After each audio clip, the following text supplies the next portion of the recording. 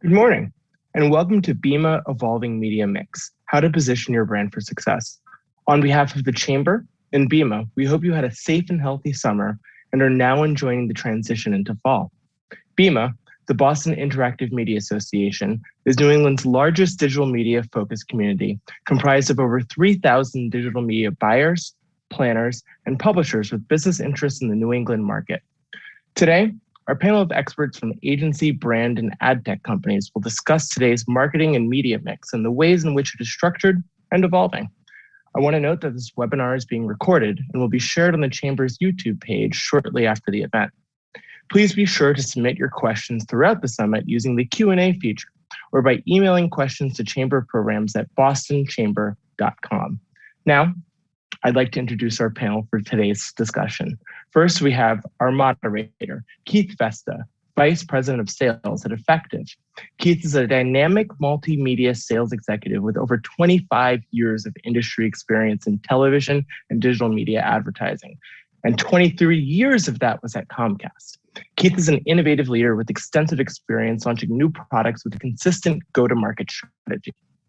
Next, we have Michael Piacente, Vice President Media Director at Merge. Michael has 13 years of experience in strategic media planning, activation, and analytics. At Merge, Michael is leading omni-channel planning and activation across healthcare, health insurance, and pharmaceutical brands such as Health First New York, Brigham and Women's Hospital, Dana-Farber Cancer Institute, the Jimmy Fund, and Acello Pharmaceuticals. And finally, Trupti Patil, Head of Global Digital Consumer Engagement, Consumer Insights, and Analytics at Reebok. Trupti is a global digital leader at Reebok, responsible for Reebok's global consumer engagement, analytics, and insights teams.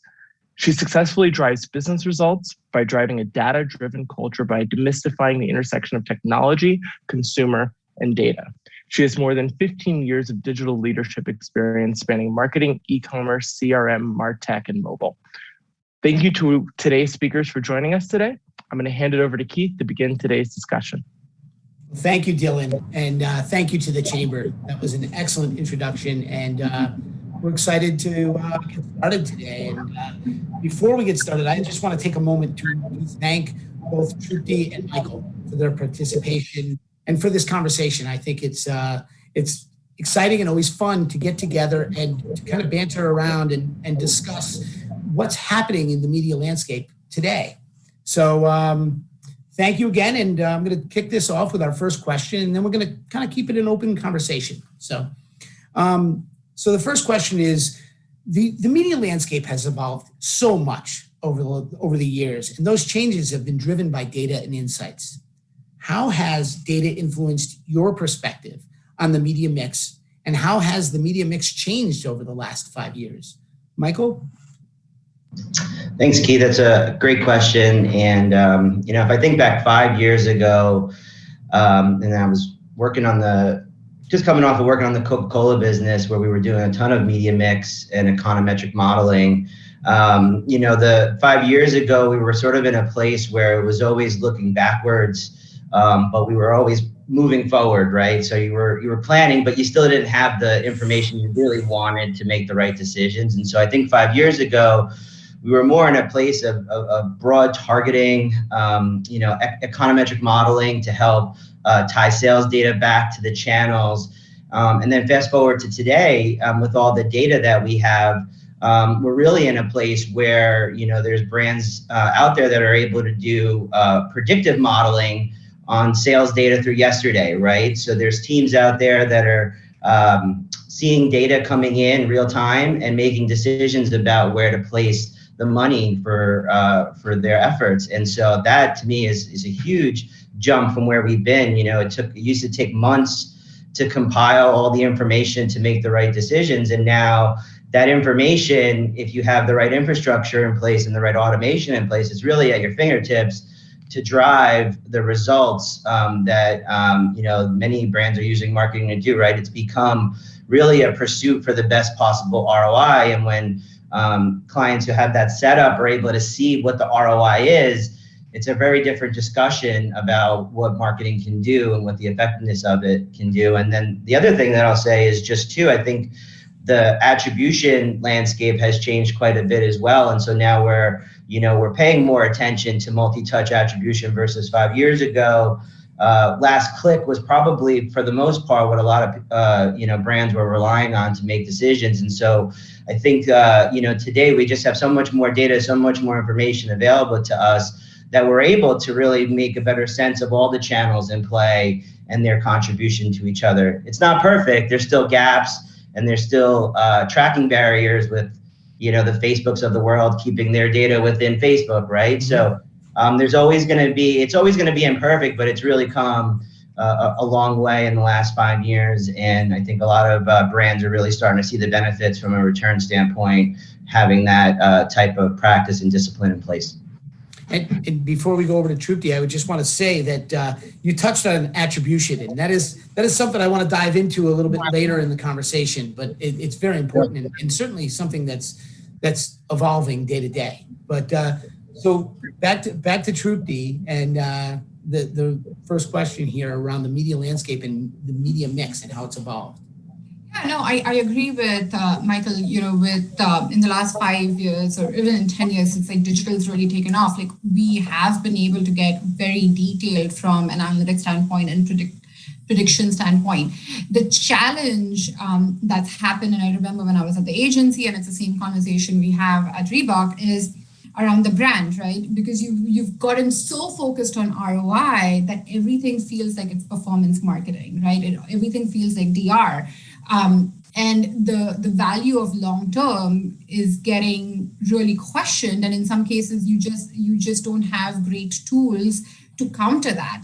And I think that definitely is a bigger conundrum that we have in terms of that balance between short term and long term, and how do you build that confidence with brands to kind of continue investing in long term, where you might not have that immediate ROI. You might not be able to optimize it, every day based on information that you're seeing. So I think that's the big challenge.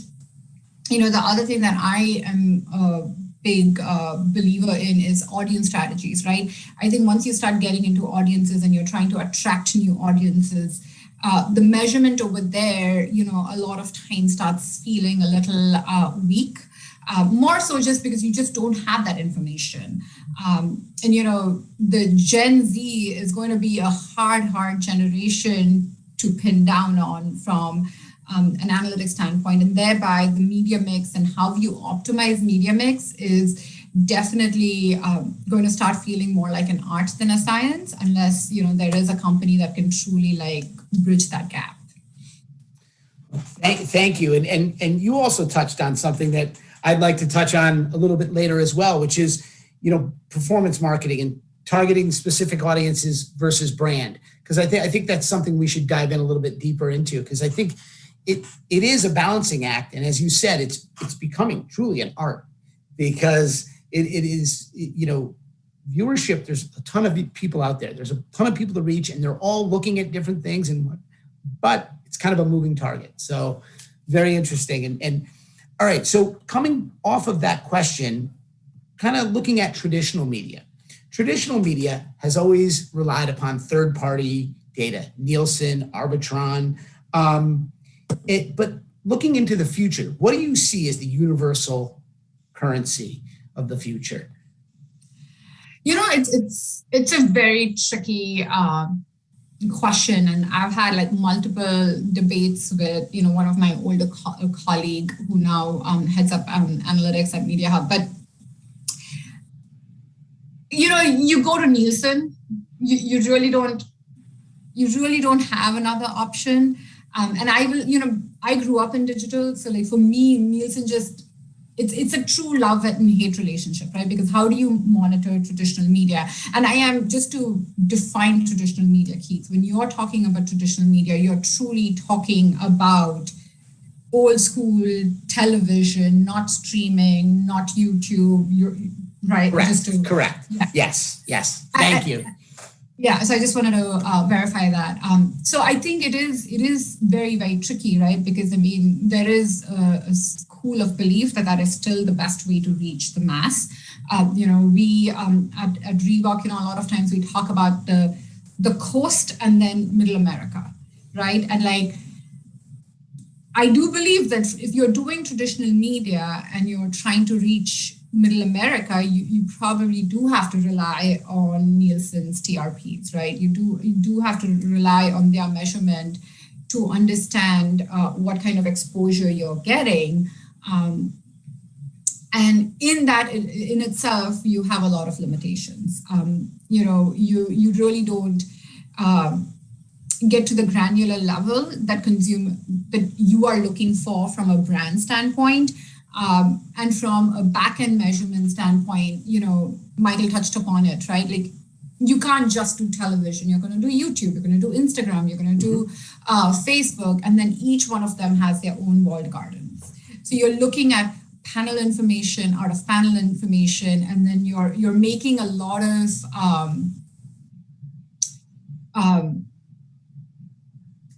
you're making a lot of assumptions at some point, because it's not that one person. Sure. You're stitching together a lot of data, and you're trying to make it look sophisticated, and thereby you just don't get the volume to appropriately show impact.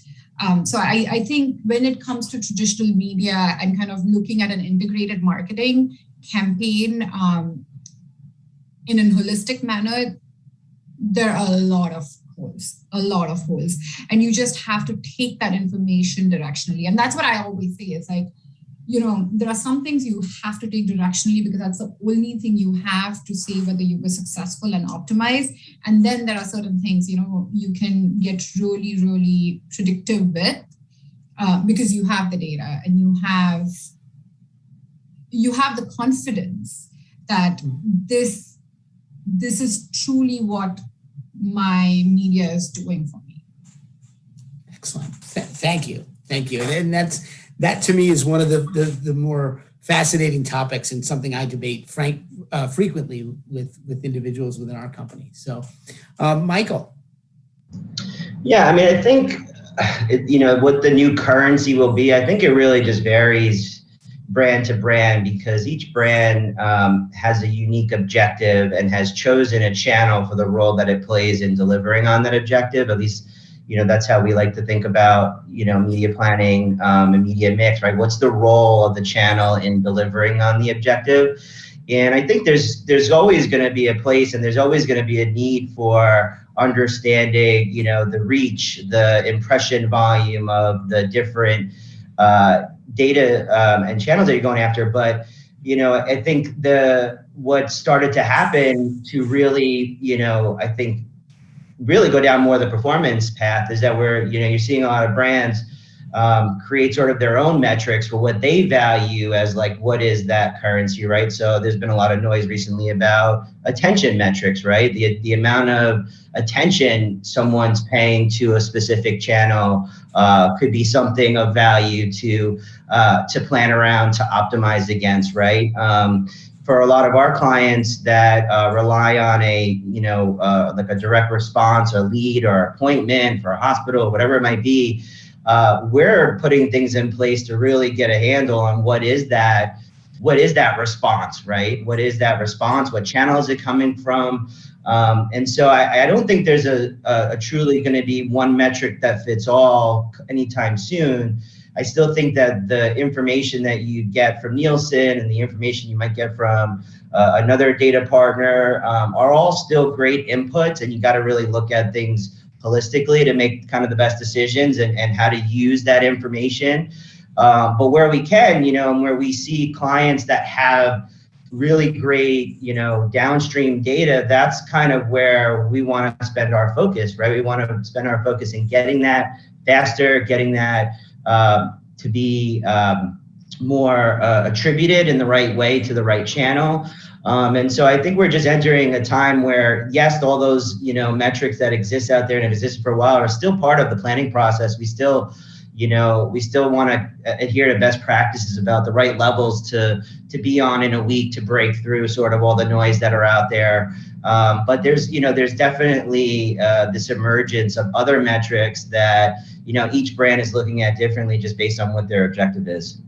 Excellent. Thank you. And Very insightful, both Trupti and Michael. It's interesting, and again, it's a debate that I think will go on for a couple of years. I mean, we're going to see how this plays out. So, yeah, I think it's from my standpoint. When you ask that question, I think it's a lot of it has to do with digital, right? Because of digital, we've kind of gotten to the point where we're like, I need this KPI. I want this. I want it to be revenue driven. I need it to be optimizable. And when you start thinking about traditional media, it doesn't follow that. And that's what you have to keep reminding yourself and your colleagues is digital has spoiled us. And you can't measure everything the way you measure digital. Mm-hmm. That's a great way to summarize actually that conversation, Trupti. And actually, I'm going to address this question to you. Addressability or targeting specific audience segments is a very hot topic today. How has addressability impacted your creative strategy? Are advertisers, as a brand such as Reebok or agencies such as Merge, spending more time and money on creative than in the past because of their ability to address audience segments? Yes and no. I think with the addressability of the audience really depends on like what the brand is trying to do, right? And who you're going after. If you're truly consumer centric, you're trying to go after a certain brand, a certain image for this consumer, and that kind of decides what you're going to do with your creative strategy. One of the things that we try to do at Reebok, and it's a conversation that we have with the leadership too, is around not getting bogged down on your traditional funnel, because as soon as you start doing that, you miss the need state that you're trying to address with the consumer.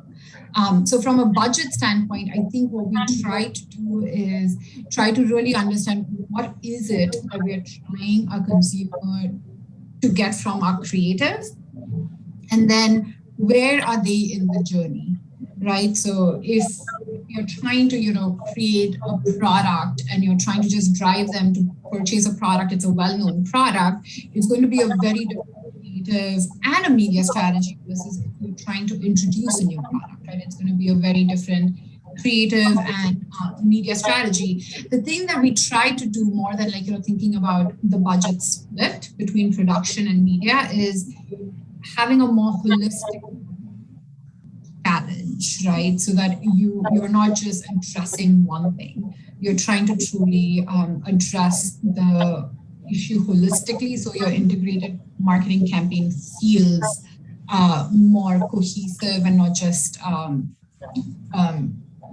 siloed in this is a creative and this is a media, and they don't really feel like it's one thing. And that's where we're spending a lot more energy on than just splitting the budget between the two. Sure. Excellent. Thank you. And Michael?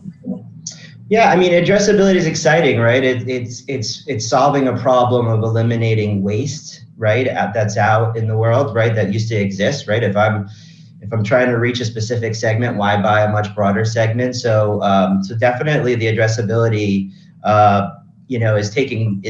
is showing itself in many forms, across TV. TV's addressable now. So I think addressability is definitely here to stay. I would say that,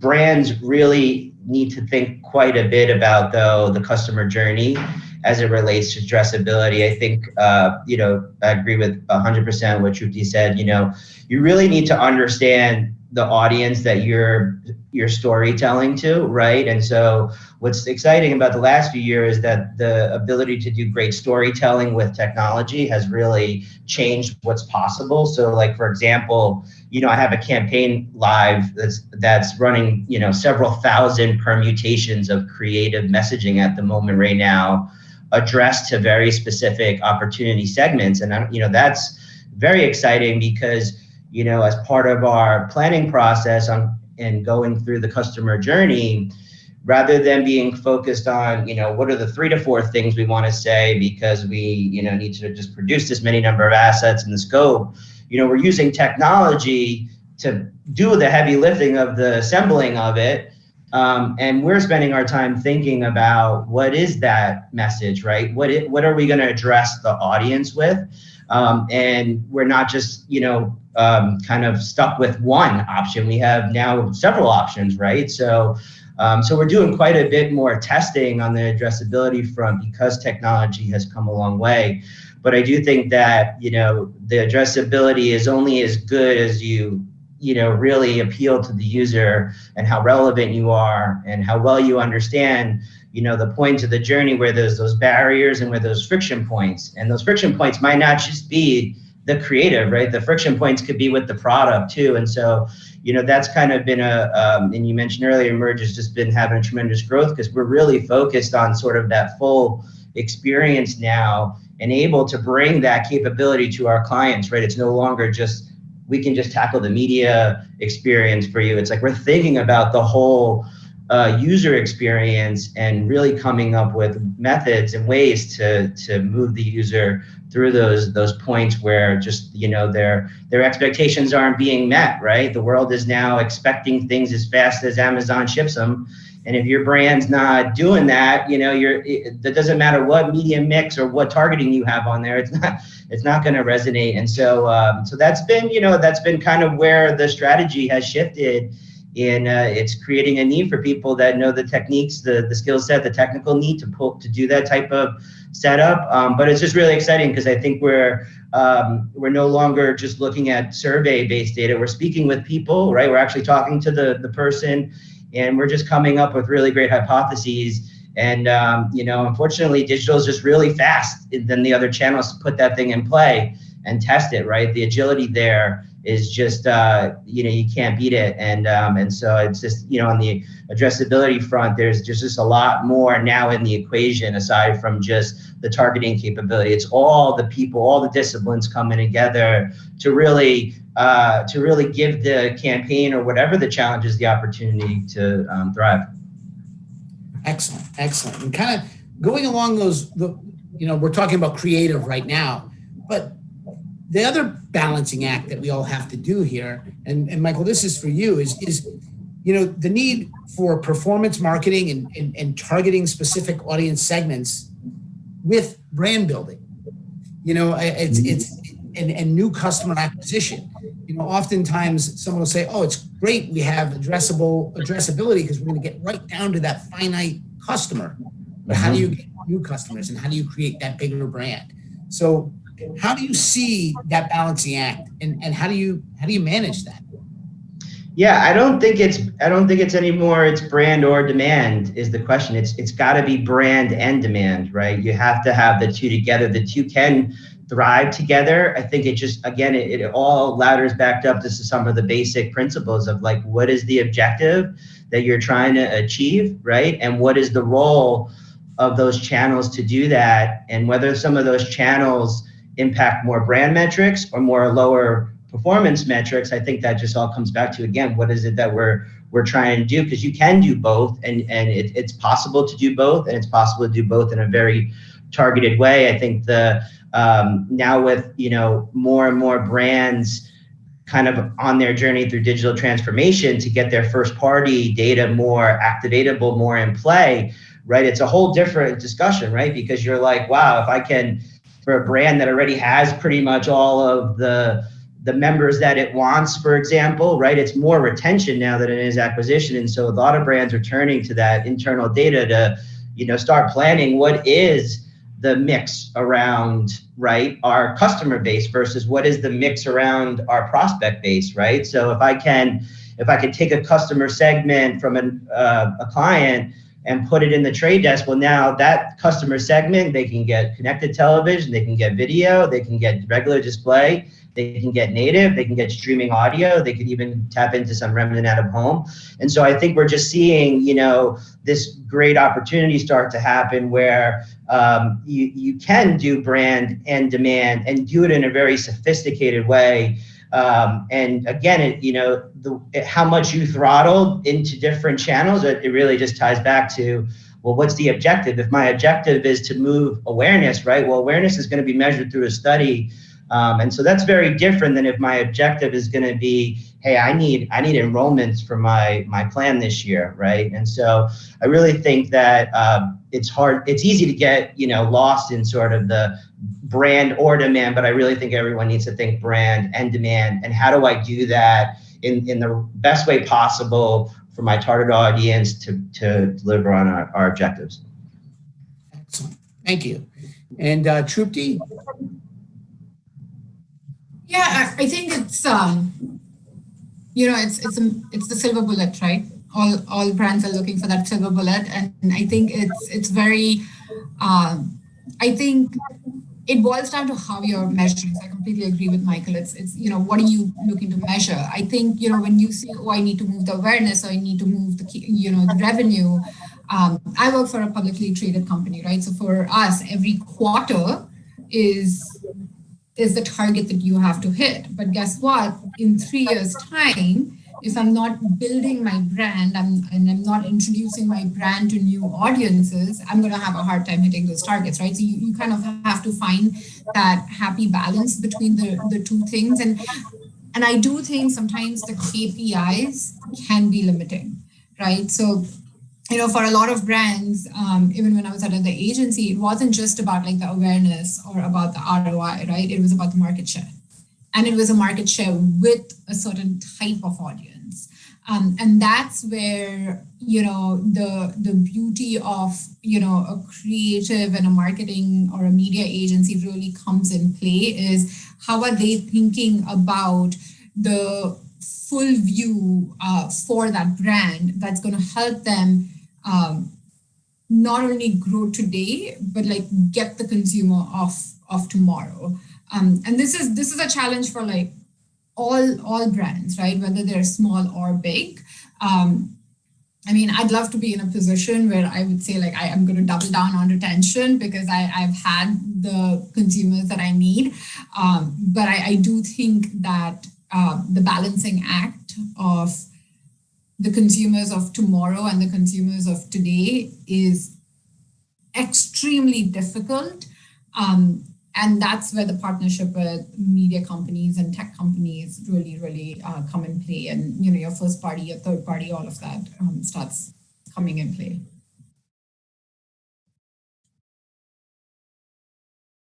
You're on Sorry mute. about that. I muted myself.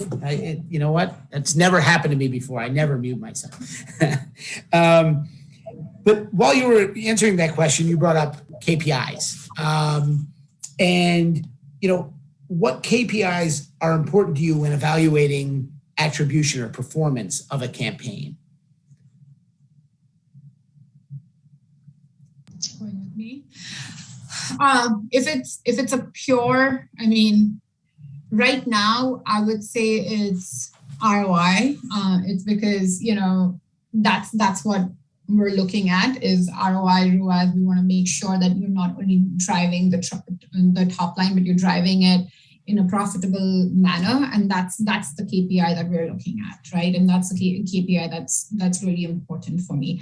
But at the same time, when you're thinking about mid-funnel tactics and you're thinking about some of the more upper funnel, more awareness driving tactics, for me, when you're looking at attribution, it can't always just be about revenue. It also needs to be about the type of consumer that I get, right? So as much, you want to make sure that the audience that's coming to you is engaged, because that's going to tell me that, yes, this, I have a chance of converting this audience versus just getting someone and being like, oh, this is not what I wanted. So I think like that is very, very important. And that sometimes does, it still surprises me that it's still such a hard thing for attribution models to kind of give, is what's the true value of a new visitor to your site. So that becomes really important, because I think it's very easy to do the, true down the line revenue attribution. I think when you're trying to really gauge mid-funnel and the value of that becomes really tricky, especially because, at least in our category, it's a very short lead time that we have to convert someone. So that's the piece that I would say is really important. That's what we are looking at, and that's what we're pushing our media agencies to kind of help us with. No, that's very insightful, Trupti. And it's interesting having you and Michael on the panel here today because, you're coming at it from a brand perspective. I would say arguably one of the biggest brands around, Reebok sneakers and shoes, and much more than that actually. And but now Michael's perspective is from an agency perspective. So Michael, same question to you, but obviously you're dealing with not just one client, but many clients. And, again, what KPIs are important when evaluating attribution? Yeah, I think at a starting point, and this varies quite a bit from client to client in terms of what their, experience and sophistication is, but I find us kind of always coming back to really helping clients understand the difference between a KPI and a diagnostic, right? And so I think when we have a campaign or an initiative, that's kind of like the thing you want to start with first, right? What is going to be a true indicator that we're doing well, and what's going to be a diagnostic that we'll still look at, we might optimize towards, but it's not what we think is going to be an indicator of success, right? It's just it's a diagnostic pulse, right? And so I think a lot of times in client conversation, it's helping them understand that with their specific budget and with their specific objective, what they should see as a KPI versus a diagnostic. Because you'd be surprised, a lot of people think that like the KPI should still be impressions, right? And that's not a metric that's bad to be a KPI, but with all the tracking and technology out there, there's so many other indicators out there that are a bit more reflective of true, performance. And so, our KPIs across the agency have really spanned kind of all the typical ones and some new ones here and there. But, it's kind of to what Trupti said, it really comes down to, from an awareness standpoint, right? The client's looking to really increase that unaided or aided brand awareness, or look for indicators that the campaign is impacting other characteristics that they care about, like likelihood to donate at a future state for maybe say the Jimmy Fund. But there's I think that's really critical just up front, is to really set the framework for what's going to be a KPI versus a diagnostic. And then, in terms of other KPIs, aside from some of the awareness metrics, right? I mentioned there's growing look at what's the attention of the user, right? Over the years, there's been social monitoring of chatter. What is the halo effect of execution, right? And then all the way down to, where a lot of brands are heavily focused on the performance side. It's everything from cost per leads, cost per phone calls, cost per enrollments, anything that's, cost per purchase, average order value. So there's tons of more what I think are indicators of the true performance of it. And then I think there's still a few diagnostics out there, click-through rate, impressions, site sessions, which, definitely, I think sessions is a really great indicator of quality in a digital campaign, right? The ability to what channel is driving and at what cost. But they all play a role, but I think it's really easy to get lost in all of those metrics and lose sight of kind of like, well, what is the one thing that we set out to do? And I see it over and over again, right? You go down a path with a campaign, and then the reporting starts, and they're looking at a channel and saying, why isn't it doing this KPI? And it's like, well, the channel wasn't planned to deliver on that KPI, right? So I think there's still quite a bit of education happening out there with brands in terms of how to look at their data and what to prioritize. But really, again, in terms of what the KPI is, I think it ultimately ladders up to what is it that we're trying to achieve with a particular channel. And so I would encourage people, listening, just to really, before you go down any path, just really get together. It's a basic thing. Like, what is it that's most important, and what is it that's nice to have that will help guide us? But you know what? This is what we're committed to. We're committed to this KPI. I think having too many KPIs is a problem, and it really kind of sets you off in a bad direction. It's interesting. Go ahead. Sorry, I was just going to say, it just triggered something. I remember telling this to one of my account leads when I was at the agencies. is just because you can measure it doesn't mean it needs to be measured. Thank you, because that was really where I was going, because I think back to, I've been in media for quite a while. And, I spent most of my time in traditional TV media. Now I'm with Effective, and it's far more advanced than that. But when I think back, it was back in the day, your metric was put a spot on the air, and it was, did we sell more product? Did people talk about our product? Did they talk about our ad? And it was this kind of holistic view to advertising. But today we have so much information, and we started this call talking about data.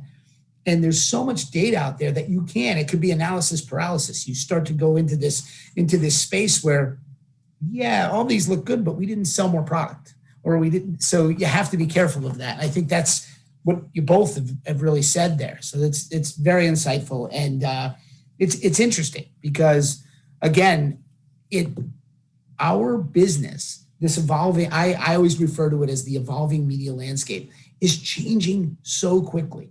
It changed so slowly, back in the 90s to today, where 5 years is a lifetime. So thank you both for that. Now I'm gonna move forward, because I really want to hit our final question and move on to the Q&A portion, because I think there's going to be some good questions out there, and I really want to make sure we address the crowd. So kind of closing today's session with the formal questions from me. What is the one piece of advice, and we'll start with Michael on this one. What is the one piece of advice you would leave attendees of this call with today as they plan their media strategy for 2022 and into the future? Yeah, I think if I had to give some advice, I would start with the basics a little bit, right? I think you need to get organized. You need to really start to define, if you haven't yet, you need to define what your data sets are going to be.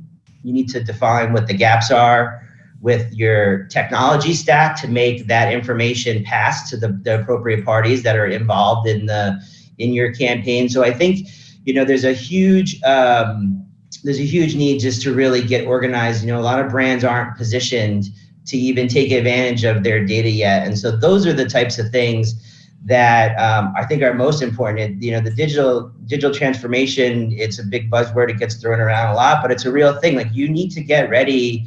If you want to take advantage of the best media mix, the best targeting capabilities out there, you really need to get organized to be able to measure that effectively, right? And I think the other piece to it is also, like, I think a lot of brands have struggled, because of sort of the talent needs, right? There's a huge demand for data science, being able to work with complex databases, bridge them together, understanding things like the difference between statistical significance and random chance too are a big thing for me as you get into the space, because again, if you're going to be making investment decisions, you need to make sure that the data and information you're looking at is significant enough to do that, right? And so if you're having discussions and you're saying, that click-through rate performed better, that's what we're going to run with, but underneath that click-through rate based on 12 purchases, there's no significance to that. So I think it's real easy to get lost in sort of you sort of like lose your effectiveness because you aren't disciplined. And so I think getting organized, being more disciplined, thinking about, do you have the right talent around you to make what your vision is possible? And then lastly, if you haven't started yet, predictive media mix needs to be on the roadmap. You need to be thinking about, if you're especially a transactional brand, and you're trying to hit certain sales targets through media, you need to start, exploring the technology out there, because there's brands that are already in it, and they woke up this morning with a machine telling them what to invest in. And so that's the type of competition that's out there. And so the more that you can get familiar with the technology and the capabilities out there, I think the more you'll be positioned to do media mix well. And listen, it's not perfect, right? There's always going to be some assumption. Trupti talked about this. There's assumptions everywhere, but that's just the nature of what we're in, and everyone needs to feel comfortable about those assumptions, and everyone needs to understand too the data going into those assumptions for it to work right. So I think those would be my advices in terms of how do you think about media mix and how do you start, doing it better or planning to do it better. Those are some of the core things that might sound fundamental, but they get overlooked quite a bit. You really, you just want to set yourself up for success. So those would be some of my things to think of, tell everyone to think about. Thank you, Michael. And frankly, I was sitting here trying to take notes myself, just thinking about, kind of understanding what's out there. So thank you for that insight. Trupti, what are your feelings on, again, I'll just repeat the question. What is the one piece of advice you would like to leave attendees of this call today as they plan their media strategy for 2022 and the future? Yeah. So I'll give it from both like a brand standpoint and from an agency standpoint. And the one piece would be for the agencies is don't take what the clients say at the face value, right? There's more to the brief than what is on the brief. Have the discussion and truly understand what challenge the client is going to try to address in the upcoming years or quarters so that you have a holistic plan that addresses that. And not just something that's on the brief, because they might go with like an awareness, but there could be a deeper challenge that they might be facing. And then from a client standpoint for the brands out there, I think it's imperative to have the conversation openly with your partners because, at the end of the day, the creative and media is what the consumers are going to see. It's a huge part of what the brand is, right, in the eyes of the consumer. So having that open dialogue will get the most holistic view versus being very prescriptive of what they need.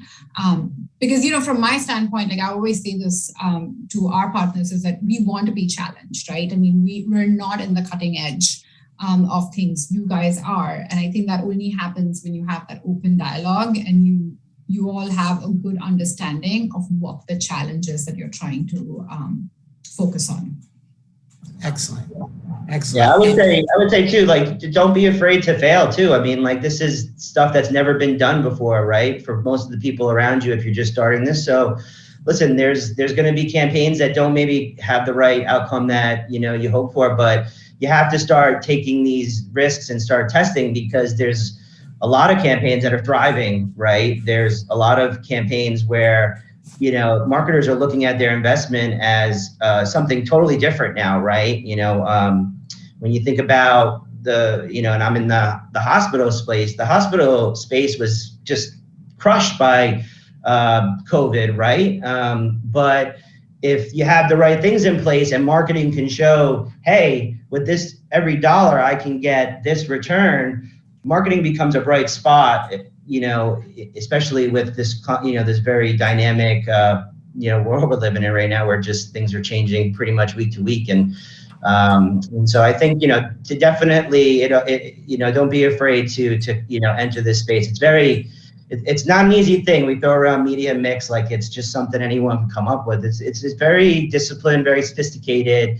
And lean on others, lean on your platform vendors, lean on others to educate you just exactly what's going on under the hood if I go down this path with you, because again, you're accountable to what you're recommending. And so I don't know, just another piece of advice that I think came to mind after hearing kind of what Trupti said, and it's quite an exciting time to be in this space and being and to have all these things around you to help really make marketing much more effective than what it's been to date. So excellent. And I'm going to just take a moment. We're going to be transitioning to kind of some of the Q&A coming from the audience today. But I did want to thank Trupti and Michael again. This has been a very engaging conversation and very interesting to me, certainly. So here's a question that just came to us. What channel has been the best performer for engagement and new visitors for both, and this is for both of you. So we'll start with Michael since he's on my screen, and we'll move to Trupti. So best channels for engagement. So I'm assuming like it's a response here in this. Again, there's no one answer for that one, right? Because I'll give you an example, right? I work in the health insurance space, so I have target demographics that are, who qualify for Medicare that have to be a certain age, right? So they're used to consuming certain channels, right? And then I might have another client who has a millennial type target or a business professional targeted, and they're consuming different channels. And so, I think it really comes down to, what channel is most right for the target, but you can, I've seen better response rates come from direct response television for one target. And I've seen, for the more digital activation type campaigns, that really the channels that seem to generate the most engagement, that's maybe like a response or click through to it, to be mainly search and social at the moment, with spots of interesting things happening in the display native space. But again, like I mentioned certain channels because they, are more effective for certain targets to drive a response. So you really need to think, based on my target and how they consume media and how their journey is, what's the right channel to reach them in. And then, yes, you can do that knowing that, you're going to probably see, 1% or higher click-through rate in Facebook, and in display, you're probably going to see a 0.08 or whatever, very low. So there are lots of benchmarks out there that can guide you to kind of know what a channel yields. But it's ultimately going to come down to really what your target is consuming. Because again, there's traditional channels that will outperform digital channels, and it really just comes down to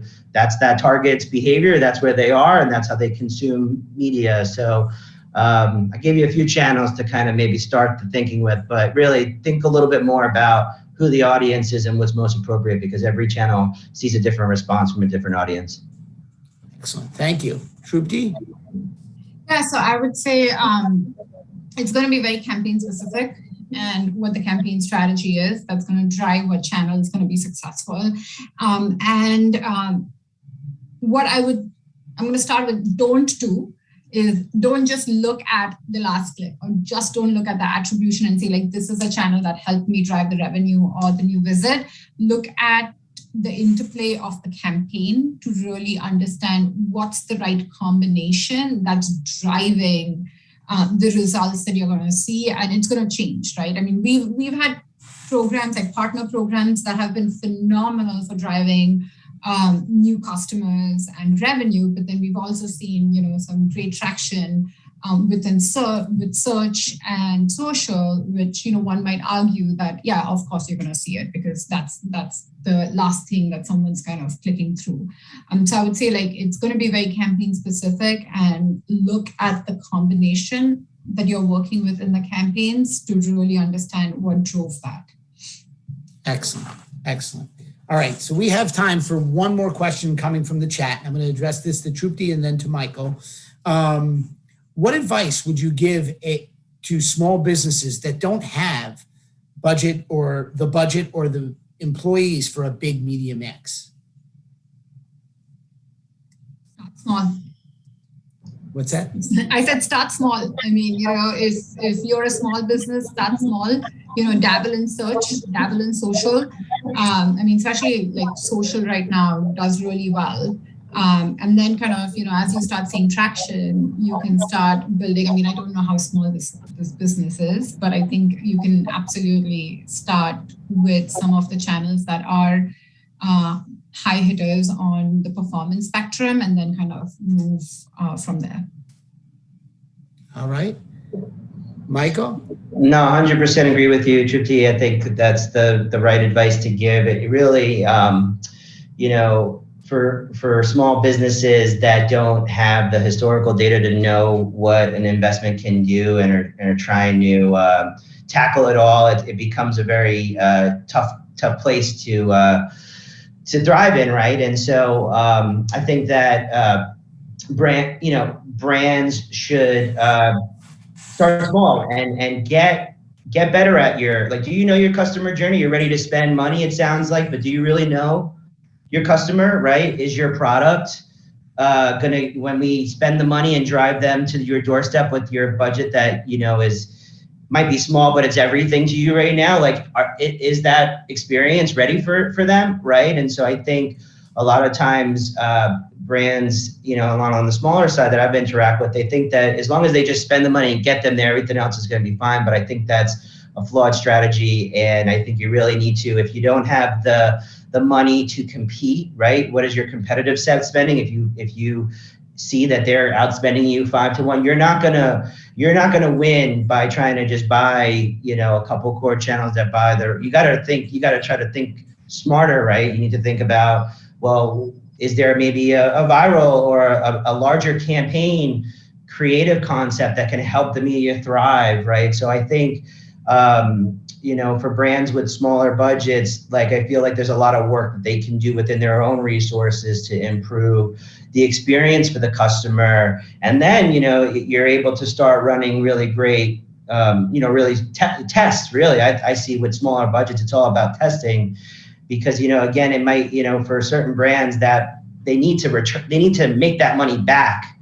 And other brands, maybe they're not concerned about that, but for a lot of small brands, every dollar spent, there has to be some sort of, what did I get for it? And so I think Kpis' advice on some of the core channels, like, social and search, can really go a long way with a small budget.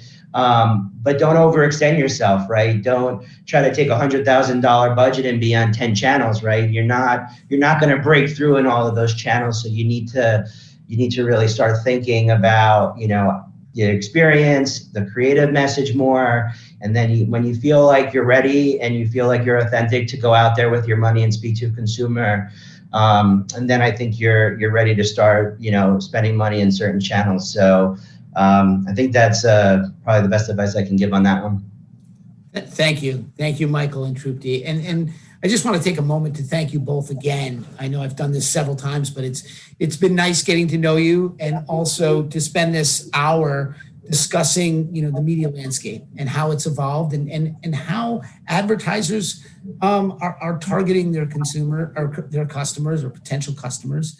And I think it's been very insightful. And I also really appreciate the two perspectives. I think when you're looking from a brand perspective, like Reebok, you have that one perspective. And I know, Trupti, you have other experience, and you were definitely integrating that into the discussion today. And then you have Michael, you're working at an agency specializing in the healthcare industry. And I thought there was just some very insightful information today. So I really want to thank you. And certainly I learned a lot today. So I'm now going to turn this back. We're right on time, pretty much, to Dylan. Dylan, are you there? I am here. That was awesome. So thank you to Michael, Keith, Trupti, for offering your expertise and insight on the media mix and the ways that brands can position themselves for success. That was, again, extremely insightful. We'd also like to thank our sponsors, In Market, AdTheorent, Effective, and Hybrid Theory. And we'd also like to highlight our upcoming virtual programming for here at the Chamber. On September 28th, we have a Better Childcare, Better Business, how organizations can incentivize and support working parents. Panelists are going to speak about how childcare directly correlates to productivity, employee engagement, and retention. They will discuss what the role of employers should be and what organizations are doing to incentivize working parents in a time when, according to the Harvard Business Review, 20% have said that they've had to reduce or leave their work solely due to a lack of childcare. You can register for these programs and more by visiting bostonchamber.com. Thank you again for joining us. Signing off.